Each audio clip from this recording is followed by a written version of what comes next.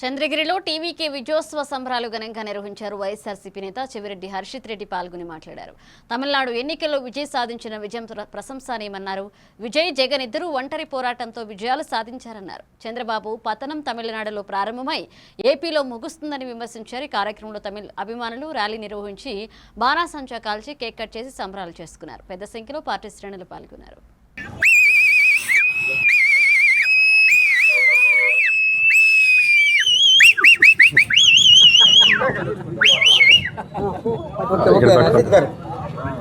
ముఖ్యంగా ఈరోజు తమిళనాడులో ఇక్కడ ఉన్నటువంటి తమిళ ప్రజలు, ఆంధ్ర సరిహద్దు ప్రాంతాల్లో ఉన్న తమిళ ప్రజలు, ముఖ్యంగా చంద్రగిరి నియోజకవర్గంలో సుమారు 20 నుంచి 30 వేల మంది తిరుచానూరులో కావచ్చు, పాడిపేటలో కావచ్చు, అదేవిధంగా అక్కడ ఉన్నటువంటి తమిళ ప్రజలందరూ కూడా ఈ రోజున వాళ్ళు విజయంగా మనం భావించుకోవచ్చు.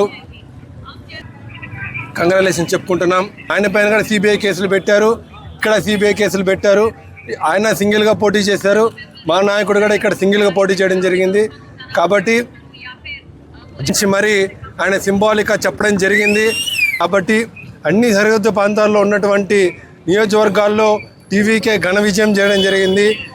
ఇక్కడ ఉన్నటువంటి ముఖ్యమంత్రి చంద్రబాబు నాయుడు గారు ఏడీఎంకి సపోర్ట్ చేసి అక్కడ ప్రతి ఒక్క చోట ప్రచారం చేయడం జరిగింది.